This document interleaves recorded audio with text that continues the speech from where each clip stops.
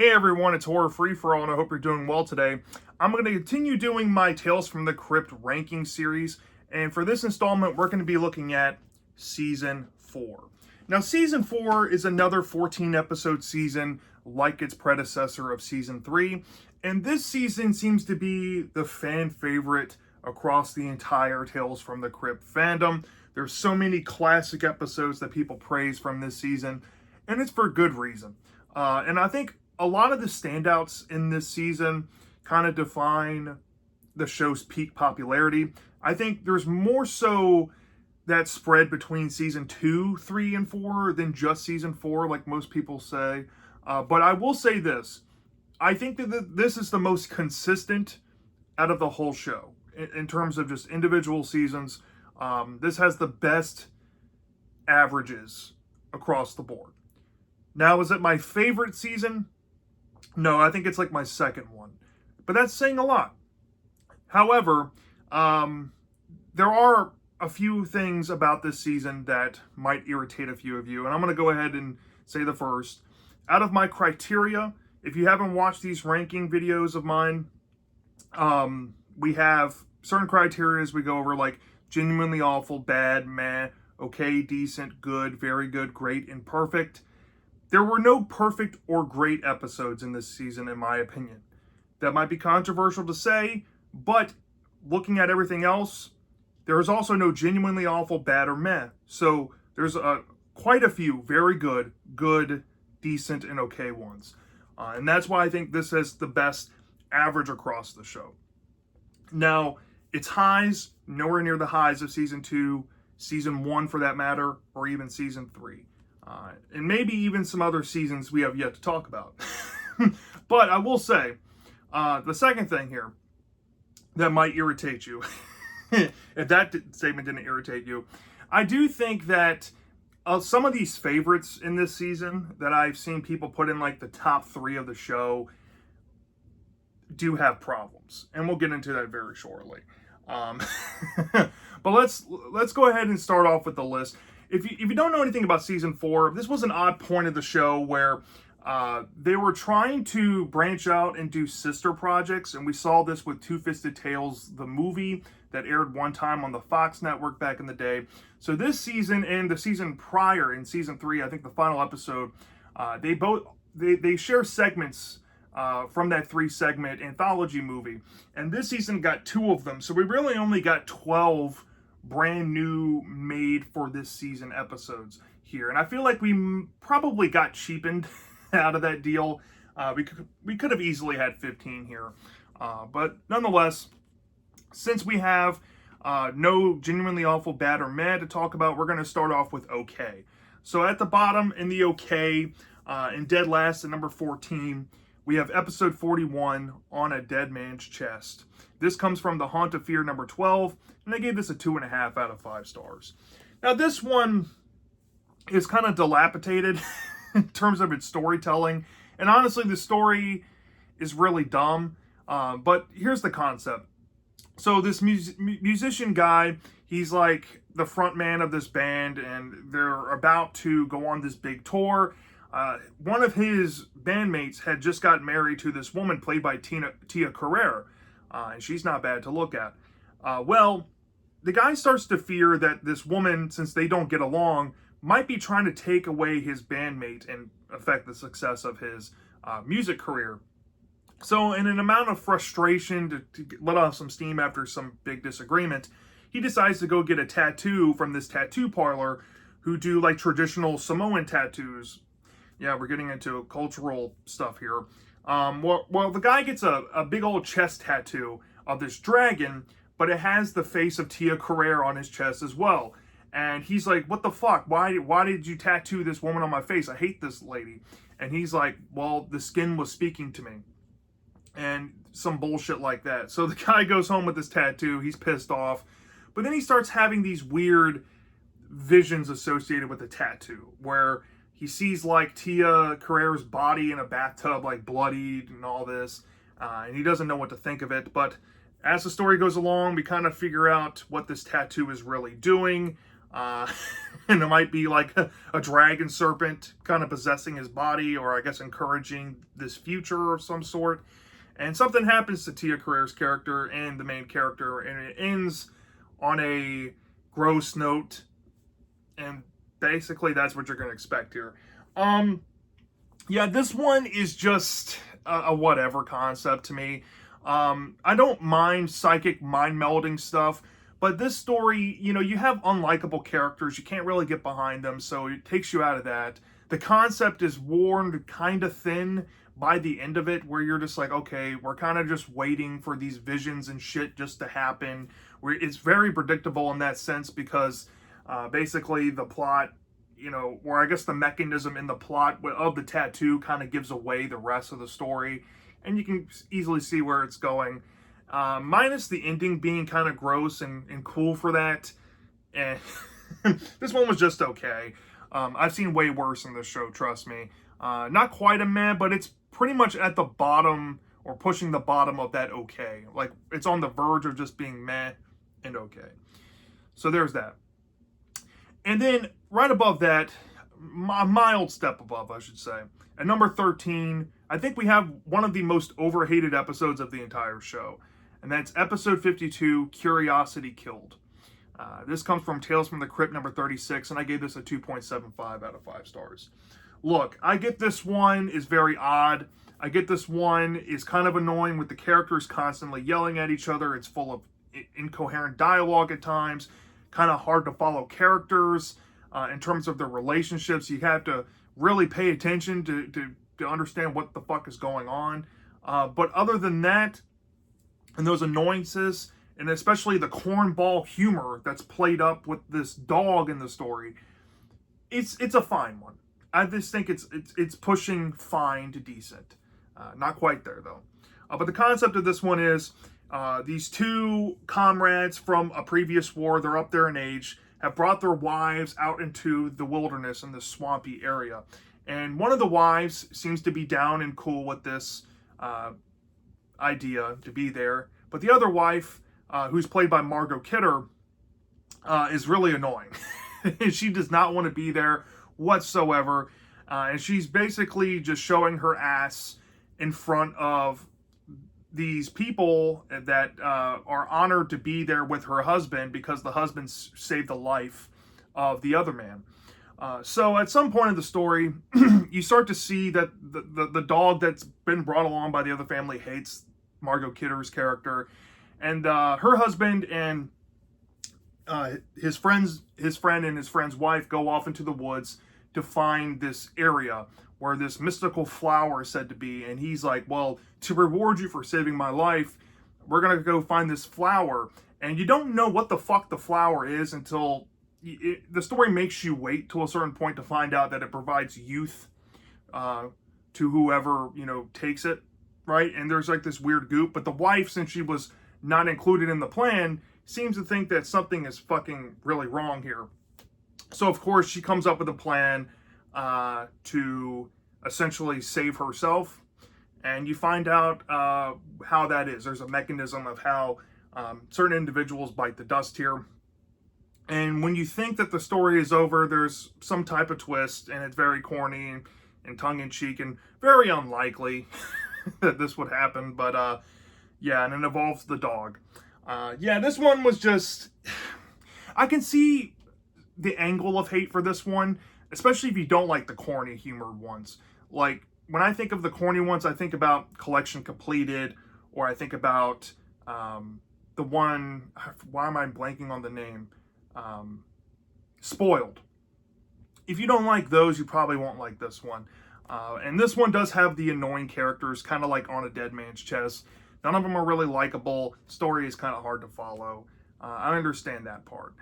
This one was just okay in execution, in my opinion, though. Not really hateable. I think it is overhated. Nowhere near the bottom 5. Well, it is kind of near or pushing it, but not quite there. All right, so now we're entering the decents, and we have 4 episodes to talk about here. And this episode was actually one of the handful of episodes from the entire Tales from the Crypt show that actually did 2 things. It appeared before it was in the show in Two-Fisted Tales, the movie, which was a 3-story anthology film with William Sadler playing like a Crypt Keeper knockoff type of character. And then the second thing is, it's one of the few episodes in the show that was not based on a story from the EC Comics. It was actually written by writers. So this story is episode 47, King of the Road. This was an original story written by Stephen Dodd and Randall Johnson, and I gave this a 3 out of 5 stars. This one is the one that stars Brad Pitt, and it involves the cars. I've seen people come out of the woodwork over the years saying that this is one of the worst episodes, and then I've seen defenders of it who like how different it feels. And look, I think it's a decent episode. I think the acting performances are great. I kind of like the vibe of it being set in the 50s or 60s, at some point around that point. I don't know. Maybe it's the 70s because there's muscle cars involved. I don't really fucking care though. But the concept to me is where it kind of loses me, and it's just really bizarre and odd for the sake of it. But it's essentially about this man named Spider, who's played by Brad Pitt, is trying to get to the daughter of this policeman who may or may not have this street cred past, where he was a street racer and he has some notoriety. And I guess Spider has become infatuated with this mystical legend figure that this father was, right? And at some point of the story, he actually manages to get into the house and get into the mind of his idol, and manages to finally convince him through some extortion and blackmail and stuff like that to finally race him and see who's better once and for all, I guess at a terms of ego. And something may happen to Brad Pitt's character, and we figure out what happens to the daughter and the police officer. So that's essentially the story. Looking at the subtext, you know, I failed to mention this about On a Dead Man's Chest and Curiosity Killed. I don't know why. Looking at those stories compared to these, I'll do that real quick. On a Dead Man's Chest, you have these messages of hatred and how sometimes you shouldn't wear the hate on your skin, and sometimes the emotions you wear on your skin is way uglier than the stuff that you internalize. I can see the themes there.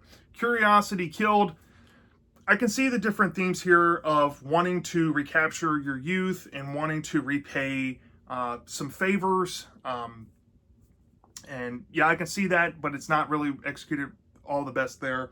This story goes back to the idolization trope that we see done in Crypt quite a few times, where the guy idolizes a person, and then his ego gets in the way and wants to prove that he's better than who he idolizes. I can kind of see that as like a initiation type of thing. You can parallel that to like gang initiations and stuff like that, kind of proving your worth. I see that message in the story. But it doesn't come in until way later in the story when you find out why he's doing all this. And the recontextualization just kind of feels last minute. And you don't really feel like you get to soak in that theme throughout the story. And other than that, it's kind of boring. And Brad Pitt's not the greatest actor in this. So that's why it's here at number 12. King of the Road. All right, at number 11, we have kind of a popular one. Some people have said this is one of the top 5 underrated episodes of the show. I can kind of see it, but not really. This is episode 43, Beauty Rest. This comes from the Vault of Horror number 35, and I gave this a slightly higher score at a 3.25 out of 5 stars. Now, this story is a bit all over the place and very catty, and I don't really like catty stories where you have female-centered characters. A lot of the time, that shit just comes off melodramatic and unnecessary, and this has a lot of the shit I hate about that. So, it's about this woman. She has this roommate who is kind of a long-standing rival with her, and she just lost this gig to her roommate because I think she's more attractive since they're both getting up in age. One has aged better than the other, right? So this woman's very insecure and devises a plan to join maybe a beauty pageant to see if she still has it, right? But her roommate has also decided to join the same pageant. So she takes it upon herself to maybe make her ill or try to make her ill so she can't perform in it. But it turns out she may have accidentally killed her friend. And after doing this, She realizes that she's more capable of committing murder now, so she's more comfortable with it. So when she gets to the pageant, she meets an even more diabolical rival of her past and decides to, like, possibly just full-on murder her. And you find out what comes of that. But there's a big old plot twist about who's behind the beauty pageant and let's just say what creatures are there. So yeah, Beauty Rest, very catty episode. The character interactions are really annoying to me. The concept is kind of cool. You can kind of see that holding on to hatred message that a lot of the Crypt episodes have. It's not quite the definitive example of it, though, so I can't put it up too highly. But you do see a message about insecurity and maybe about, you can kind of translate this to how media makes women feel about themselves. You can see a lot of that influence in this story. And I can see where it's going. That's why I give it an upper decent for the concept. And I even like the ending twist because it actually adds more life to the story. And I kind of wish this was played up more in the entire episode. With that being said, I think this was an upper decent one. Don't really hate it. Just really got under my skin with how annoying it could be at times. All right, at number 10, this one was probably the biggest disappointment of the entire show for me. I love the cold open to this. It reminds me of one of my favorite Tales from the Dark Side episodes, getting right into the nitty-gritty of the action. But as the story goes along, it kind of falls apart a little bit. This is episode 40, This'll Kill Ya, not to be confused with Ease'll Kill Ya. This comes from Crime Suspense Stories number 23, and I also gave this a 3.25 out of 5 stars. This one starts off in a very fun way. A man is basically dead, and this other guy is dragging him into a police station. And at the police station, the man is trying to plead his case as to why he committed this murder. And he's like, hear me out, I have legitimate cause. And you go back to the events prior. I love setups like this. This had me so engaged until the story kicks on. When then it gets really dull, and it takes a while to kick back on. Well, the guy, he's like a researcher, but he has diabetes, right? So he requires an insulin shot. Him and his 2 colleagues, they're shooting the shit one day, looking into their research. And I think they're researching like blood pathogen viruses that can cause tumors to grow across your body, essentially. And if you contract it, you're basically given a death sentence. Well, he's feeling kind of ill, so he asks for his insulin, and his colleague shoots him up, but they say, oh crap, we shot you up with the virus. And the guy's like, well, fuck, I've been given a death sentence, essentially. So while he's trying to cope with that, he starts to realize the behavior of his colleagues are very unusual, and he thinks that they might have tried to do this on purpose to kill him for some reason. So he decides to get some revenge on at least one of them. And that's the reason why when it ties back later on, why he did this in the beginning. But the plot twist and what makes the story very irritating comes at the very end of it, when the realization comes in that, it's a rug pull from under you. It's not what you thought. And maybe we're going back to, let's just say, an abracadabra note that Crypt loves to play on, and that is that pranks are wrong. I'll just leave it there.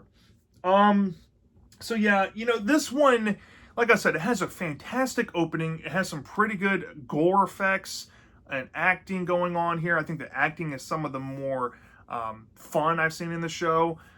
The concept is really cool, but it takes a good minute after that open. It takes about close to 10 minutes to kick back on, and it just really lost me there. And by the time it kicks back on, it's almost a little too late. And then when you get that ending recontextualization, I'm almost kind of rolling my eyes with that. I'm just like, oh, come on, man. It could have been way darker, I feel. And I was kind of hoping they would actually lean into what the story was hinting at, instead of just throwing a twist out there to make it like, oh, we fooled you. So there's that. I thought it was a decent one. If I rewatch this one in the future, I can see myself bumping it up maybe to a good, but we'll see. Same thing goes with number 9. I can honestly see myself bumping this one up in the future as well. This one stars Tim Dalton, who's a former James Bond, And he's fucking fantastic in this episode. If you haven't seen this, you should watch it if you're a Tim Dalton fan. It's episode 51, Werewolf Concerto. This comes from the Vault of Horror number 16, and I gave this also a 3.25 out of 5 stars. This possibly has my favorite setup of the entire show, but it fumbles the bag in a few key areas. And I think it's because of the goofy nature to it and how slow and monotonous the story actually is. And I feel like it spends a lot of time in the wrong areas. But essentially, this private event is being taken place at a woodland lodge somewhere. And all these celebrities and different people that this rich man has met over his life have been invited there for a few days. And we learned in this very cool cold open of this man running in the woods that there may or may not be a werewolf running around killing people nearby. And it's essentially come down that the man has secretly invited a werewolf hunter. And he knows that one of these people inside of this lodge is a werewolf. And it will be very soon once the werewolf hunter finds out who the werewolf is. But the twist is he's not going to reveal who the hunter is, because that will give it away to the werewolf on who maybe to kill. So we follow Tim Dalton's character, and it's pretty obvious. This is not even a spoiler. If you have 2 brain cells, you know Tim Dalton is the werewolf. And he spends the whole episode kind of just asking people questions, seeing if anybody's on his trail. He finds some people that he thinks are the hunter, so you're getting like a proactive measure in this story. So you can look at the theme of the guy is trying to be one step ahead. He also may have this weird sexual connection with Beverly D'Angelo, who's like this Hollywood starlet that he can never really seem to get a grasp on, but more on her later. So we follow Tim Dalton's character in some weird kung fu action dealing with a guy with a gun out in the woods that may or may not bite the dust because he's trying to silence him. But going back to Beverly D'Angelo's character, we learn something about her later on, and something about her room, let's just say. And yeah. So yeah, this one it's a fun whodunit. That's basically it. There's really no substance here. It's just told in an entertaining whodunit kind of way, kind of like a Tales from the Crypt version of Knives Out, except you know who the killer is up front. And I think that's what kind of ruins it for me. Following Tim Dalton's character the whole time, it defeats the purpose a little bit, in my opinion. Also, all these superfluous side characters that we meet very briefly, I kind of wish we had multiple perspectives of this story. I think that would have made it more engaging, at least in what it was going for. And Beverly D'Angelo, she's propped up in this episode as a special guest star, and she's in this episode a collective less than 3 minutes. Yeah, what the fuck? And there's some goofy shit in here, I'm not gonna lie, like Timothy Dalton doing some like judo kicks, like kung fu fighting bullshit. Like, what are we doing? But yeah, this one was an entertaining one. It had a fun atmosphere, and it was just entertaining to watch, and that's all you can really ask for. So that's why it's here at the top of the decents. Now we're entering the good episodes, and we have 4 here to discuss. At number 8, we have episode 46, Showdown. And this comes from Two-Fisted Tales number 37. It was the only Two-Fisted Tales story taken from that comic series. And I gave this a 3.5 out of 5 stars. This was the last of the Two-Fisted Tales movie segments that were included, or I guess reintroduced into Tales from the Crypt, to not waste the segments, I guess. And this one was a fun shakeup for the show because it's like a horror western type of thing, but it has a lot of Twilight Zone elements to it, and I almost feel like it doesn't really belong in Tales from the Crypt. But yeah, this was a good one, I think. So this story, I've kind of already touched on it in my movie review for Two-Fisted Tales, but this one's about this outlaw guy. He's outrunning a bounty hunter. And the bounty hunter catches up to him. They agree to a duel. Something may or may not happen to the bounty hunter. And the fugitive thinks that he's gotten away. But unbeknownst to him, there's something that might have happened during the fight. And now he has to go through this whole paradoxical, like, dream within a dream stuff going on in his head, as maybe he's close to dying. And you don't really know that until the end of the episode, where you get confirmation of this. And all these things that he's experiencing, dealing with some people that he supposedly had killed beforehand coming to the forefront and messing with him, kind of play into this, right? And like I said, we found out at the ending, and it kind of ends on a weird note, but it's satisfying. Yeah, this one is more of a story talking about, reflecting on your life and your choices in life and how that impacts others. That message is very clear in this story. And using, I guess, an outlaw to tell this in like a Western setting was very fun and very different. I do think that the story does get kind of jumbled with the constant back and forth during the mid portion of the story, going through the whole paradoxical stuff. It gets kind of confusing and hard to follow. It's one of those things that you really have to pay attention to understand what's happening. But yeah, it doesn't really captivate me all that well, like it probably should. That's why I gave it a low good. You know what I mean? Like, it's a standout episode, but a concept that I think I've seen done better in some other IPs. It's very similar to something like I Live in Your Basement from Goosebumps or something. Yeah, maybe if you like those type of stories, you might like this, but it was good enough. At number 7, we have episode 39, None But the Lonely Heart. This comes from Tales from the Crypt, number 33, and I also gave this a 3.5 out of 5 stars. This episode was the one directed by Tom Hanks, and this has Treat Williams starring in it. And this, I think, was the first episode of this season, and I wanted to love this one. This is another one like Morning Mess. I really did want to love this one, but it just kind of lost me a little bit. But the concept of this one was really fun. Treat Williams plays a serial killer who preys on older women.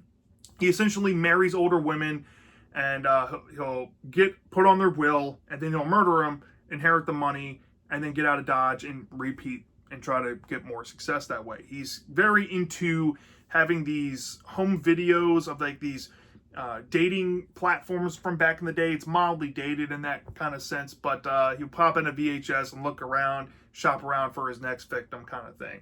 And he has this person who's played by Tom Hanks kind of feeding him leads and stuff like that. Well, it comes to a point in the story where this gravedigger, who's actually played by Sugar Ray Leonard, you get the sense that he's kind of watching this man going to the graveyard and has picked up on this bullshit that he's doing to his current victim. And let's just say this is very schlocky, dealing with some comeuppance for Treat Williams' character. And it may or may not involve some victims that he's swindled in the past. And it plays onto that. This is the male gold digger episode a lot of people have brought up. It's basically just that, but you have this schmoozer doing all this stuff. And look, I'll be honest. The practical effects here was fun. I think Tom Hanks directing was fucking phenomenal. There are some weird effects where Treat Williams, he actually has to do something to Tom Hanks's character, and it involves a television set. The effects there look very bizarre. I don't know if this was like an editing choice from Hanks himself, but you see this a couple times where there's these weird, back and forth transition things to kind of accentuate what's happening. It doesn't really work, but there is some intriguing camera angles involving a mausoleum in a cemetery that was absolutely petrifying. So I have to tip my hat to him. I think he made a solid, fun one. But yeah, the concept does kind of fall into this over-the-top schlock for the sake of it by the end, but it does play into the moral of the story about taking advantage of the elderly. You can look at this with the whole Alzheimer and dementia debate about caregivers and stuff. It kind of plays similarly into that, even though none of the characters here have that. You still have that caregiver message to the story. They're both kind of similar, where you should honor and respect the elderly, and of course, it has that gold digger message too, trying to marry up, so you're going to get some comeuppance because you're just in it for the money and not the love. So yeah, it's a good episode. I mean, nothing too special, but it's definitely a memorable one. I could definitely see myself bumping this one up in the future if I'm feeling more generous. But as of now, I think I'm comfortable giving it this. So now at number 6, we have episode 42, Seance. This comes from the Vault of Horror, number 25, and I gave this a 3.75 out of 5 stars. This one stars Catherine Moriarty, and I don't know, there's something about this episode that just really captures me. I think it has one of the best set piece utilization in the whole show. It takes place in the 20s, and man, they made this fucking shit look spot on to that time period, and it looks fantastic. The concept, though, I have seen people say that it does kind of drag, and that's really my big negative with it, thinking back on it. But man, this episode really had me. So the concept is actually fairly simple to follow. You have these two conmen, Kathy Moriarty and her yes man sidekick, are preparing to swindle, let's just say, some money from these people, maybe looking to, I forget the exact reason why they're doing this, but they're trying to swindle money by using this house and the ghost of this person to grant them, I don't know, some access to some money. I think it's from, they're trying to essentially embezzle money. Very similar to the setup of the Casper from 1995 movie, if I remember correctly. I apologize for not remembering the little details here, but it's kind of leaving my mind. But essentially, it comes down to this, where they're preparing for this, and let's just say, as the story goes along, they get warned by certain people that this is not a good idea, but they go through it anyway, and let's just say by the end of it, we find out the grisly truth about this person that they're trying to exploit, and they're coming back for some revenge, let's just say. Yeah, this one had some really good vibes. I think the acting performances was really good. I already brought up the setting, but it does kind of drag. It has its slow, dull moments in the episode. There is a really fun elevator scene. I forgot to mention that, where they're trying to, kill off people on their scent. That was really fun. It's one of the better crime noir stories, in my opinion. Not quite the best, but easily one of the better ones. So that's why I put it this high. And at number 5, we have episode 48, Maniac at Large. This comes from Crime Suspense Stories number 27, and I also gave this a 3.75 out of 5 stars. This one stars the wife of Robert De Niro from Meet the Parents. I don't remember her name, but this is easily one of the most thrilling episodes of the whole show, and I think it's probably one of the better made ones in terms of tension. It's definitely one of the more tense ones that I can think of off the top of my head, and it's almost a poster child of that. But the main sin of this story is that it's super predictable as hell. The concept of this is that this librarian, she's very skittish, and it's only made worse when she looks at a tab, like a paper headline saying that there's a maniac at large going around strangling people in the city, or like killing them or something like that. And throughout the whole story, there's a setup where her boss is going to be leaving later. She's going to have to stay late. And there's this guy there that may or may not be like into researching serial killers and stuff. And the guy has this weird foreboding nature to him, where he's like talking about, he feels like the killer, his next victim is going to be a woman or something. And there's just so many obvious red herrings that by a certain point, and I forgot to mention, I forget his name, but he was the Crypt Keeper knockoff in Tales from the Hood. He's in this movie playing the janitor. You have all these different red herrings with this guy, the janitor, maybe the boss, maybe this weird guy trying to return a book about who the killer is. But at a certain point, like I said, you realize that this is all red herring bullshit, and you definitely figure out by the end who the real killer is, and it's pretty obvious. I don't want to go any further than that, but that's my big negative with it. Other than that, there's some really well done tension, and I don't know, being stuck in a dark library at night, Sounds kind of fun, but scary as shit at the same time, especially when you're by yourself in such a big place where, everything's supposed to be quiet. There's something about that gets disturbing to me. So yeah, this one works for what it was. I thought it was a pretty good episode, and I think a 3.75 is like right on the money for this. So yeah. Now entering my top 4. All 4 of these are very good. So yeah, and these are some big fan favorites here. And my number 4 might piss a lot of you off for putting it this low, I guess. But this is just how I feel. We have episode 44, What's Cooking? This comes from The Haunt of Fear, number 12, and I gave this a 4 out of 5 stars. Look, I get it. Christopher Reeve, Judd Nelson, they both bring it in this story. The concept is really fun. How the story unfolds is engaging. It's entertaining. It's darkly humorous. But at the same time, there's just a mild hurdle of disbelief that is really hard to put aside for me. Well, I shouldn't say mild. There's a couple of things that are really hard to put aside. But other than those things, I think, yeah, easily one of the more memorable stories. So the concept is simple. There's this couple.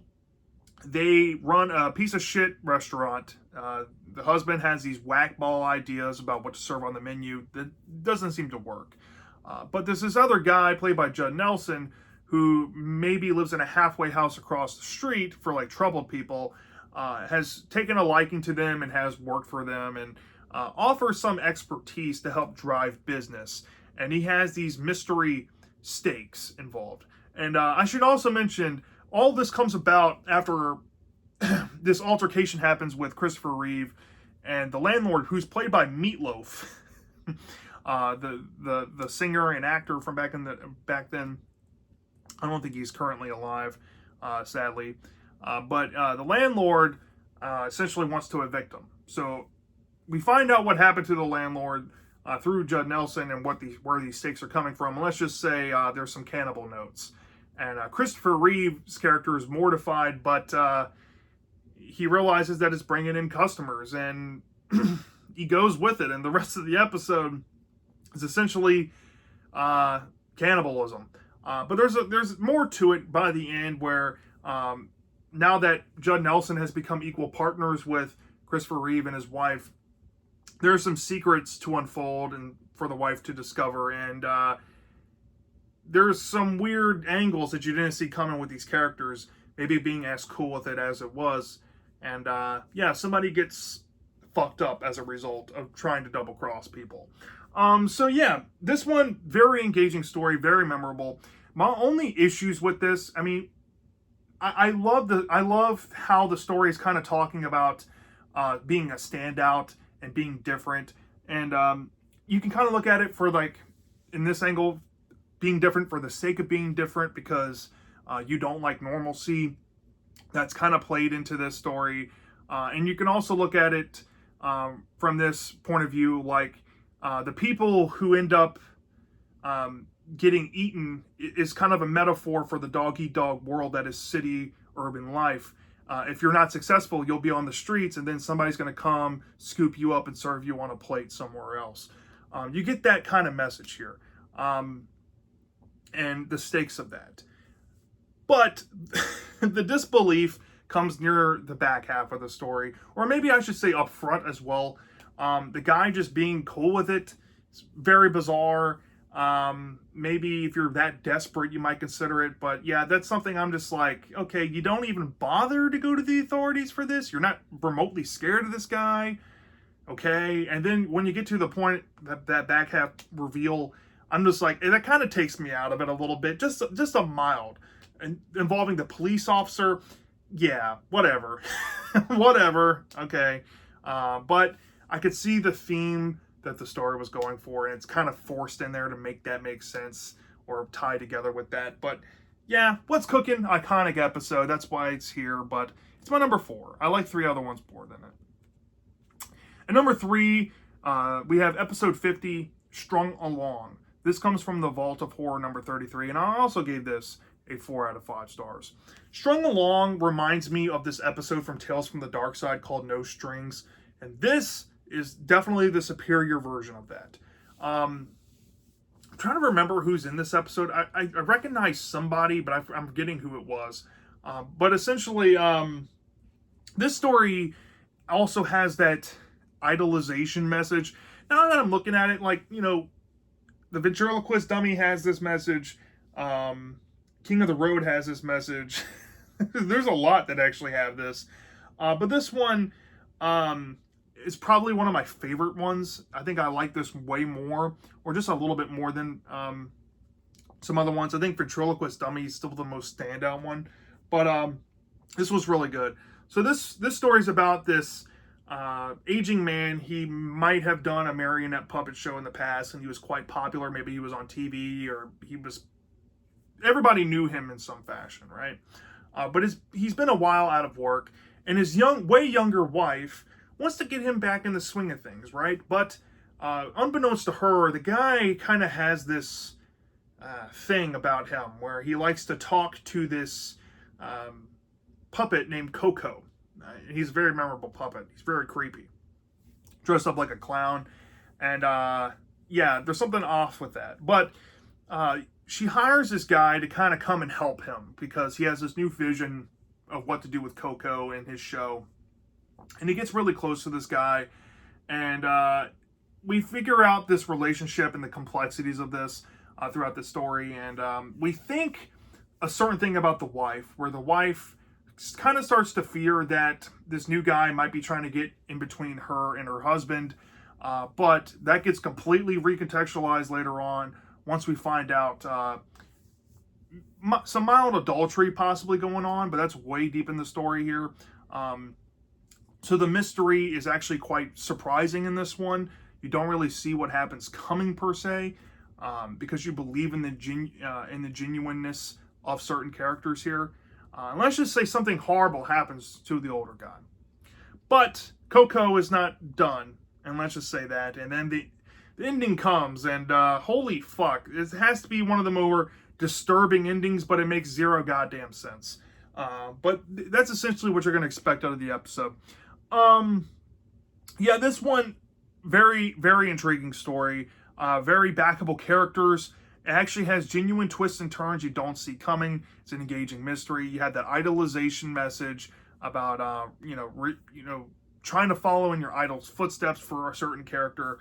And then it also has these twangs of notes about, I guess, the aftermath of fame and maybe mental health. And I think it kind of makes a mild statement on that, and how you kind of,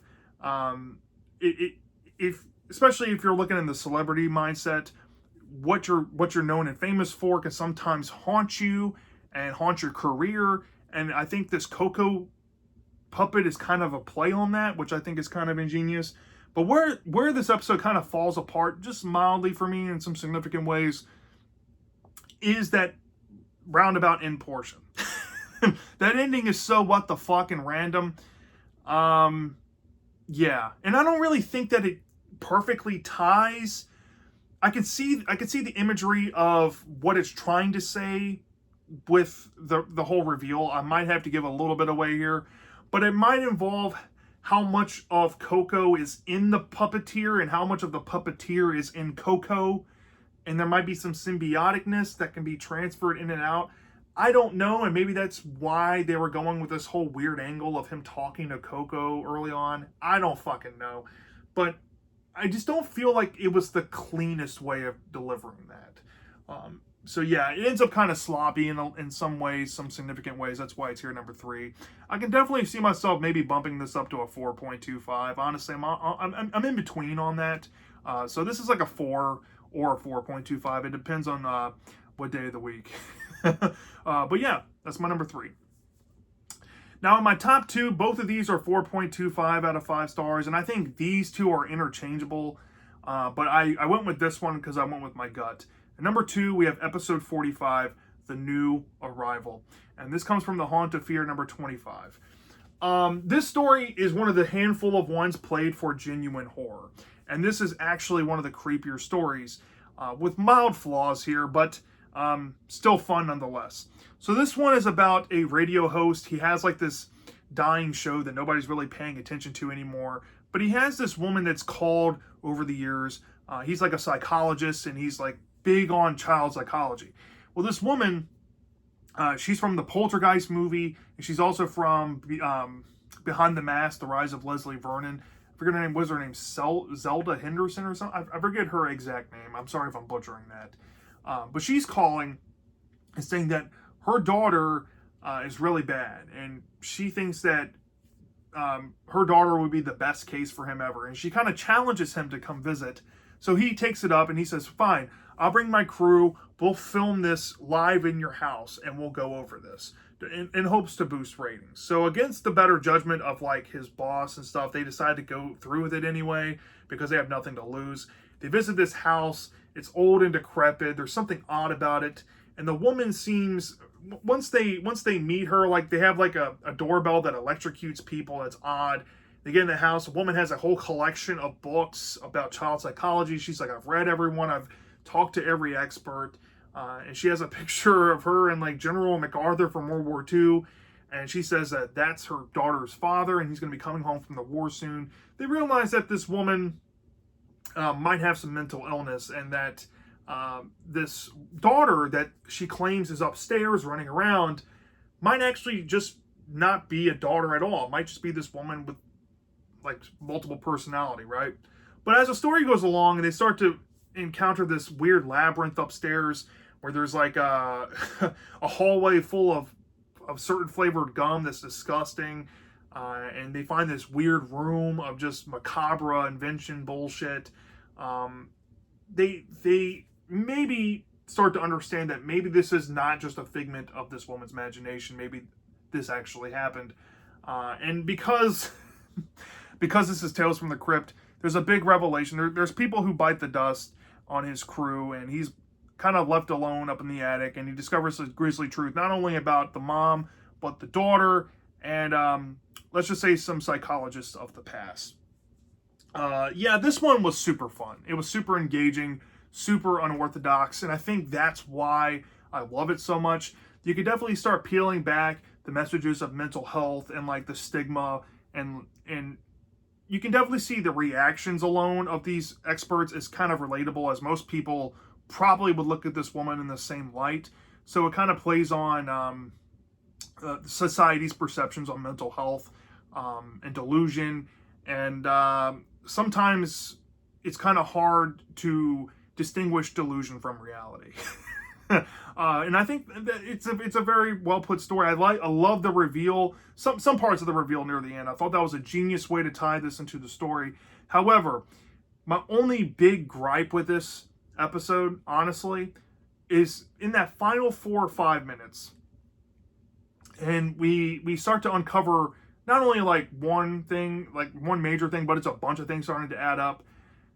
There's some disbelief, you got to put at the door, like, okay, this guy, he's a world-renowned psychologist, and he hasn't heard of any of these people randomly up and disappearing. It's one of those type of things, but it doesn't really make sense logically. But other than that, solid episode, very good episode. Definitely revisitable in the show, and a high honorable mention whenever I get to my top 10. So yeah. But at number 1, this one I am so on the fence of giving a grade. It honestly depends. This also has like one damning thing I can't really look past logically. There's also some contrived plot convenience stuff going on here, but this episode is like fucking iconic as hell. Joe Pesci's in this one. Gives one of the best performances of the whole show, bar none. It's episode 49, Split Personality. This comes from the Vault of Horror number 30. This story is fucking fantastic from start to finish. Not only does Joe Pesci bring one of the best performances, but some of the most memorable quips from this entire show. Like, April, June, what happened to May? Or what the fuck is this piece of shit? When he looks at this nice mansion. Shit like this is iconic to me. And he really brings the sauce here. Narrative structure-wise, it is kind of all over the place, but it's fun and engaging. I mean, it's Joe Pesci at his best, honestly. And the story is really fun. And while it does have a lot of Tales from the Crypt monikers about assholes getting comeuppance, about the male gold digger getting his comeuppance, it's very similar in nature to None But the Lonely Heart, but it's the better version of it. And the story kind of has a bigger scope than most.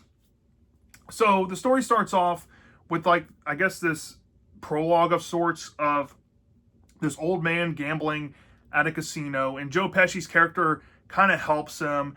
And then after helping the guy, he's like, well, because I helped you, I kind of need some money for this thing I'm doing. And the guy's like, you know what? I trust you. Gives him all of his money. And this is basically this con that he does at these casinos. He kind of rigs the odds in his favor. And he pays out like the person at the card table because they're in on it. He's like a professional con man, and he basically pays prostitutes for love. But he's getting to the point where, you know, he's kind of getting out of the con game, and he wants a bigger hit. You know, he's tired of doing these small time things. He wants a bigger, you know, pot so he can, you know, stop doing this. Well, literally, because the plot willed it, an opportunity falls into his lap one day where he blows out a tire and he ends up kind of stranded on this road. He finds this driveway with two really nice cars. You get the iconic line of him going up to the house saying, "What the fuck is this piece of shit?" He goes in it, and he sees two women, they're twins, holding a gun to his face. And he starts to see dollar signs once they start to kind of believe what he's saying. This house that they live in was built by their father, who's like this world-renowned architect, and he was a billionaire and has left these women all this money. So he gets this bright idea, since they both kind of like him, that he's going to schmooze them. But the only thing is, as the story goes along, they don't really want to be with him romantically because they're into sharing. They don't like to share, let's just say. So they want another guy. So he comes up with this fake twin who lives in South Africa, but they can never be in the same place at the same time because they have family business over in South Africa, and one of them has to be over there at all times. So the rest of the story shows them getting married, and then the aftermath of that. And let's just say there's some calling card things that the sisters are able to pick up on, that this guy was bullshitting them, and you get this ghastly realization about what happened to their father early on, and what's going to happen to Joe Pesci's character. And it's very brutal what happens to him. And it's probably one of the more memorable deaths of the entire fucking show. It is kind of tongue-in-cheek schlock, but it's the good kind. Now, this episode was absolutely fantastic in terms of the acting performances. The premise was fun. It's super iconic. Honestly, you know what? I'll go ahead and actually bump this up to a 4.5 out of 5 stars, and give this like a great, you know, thinking on it.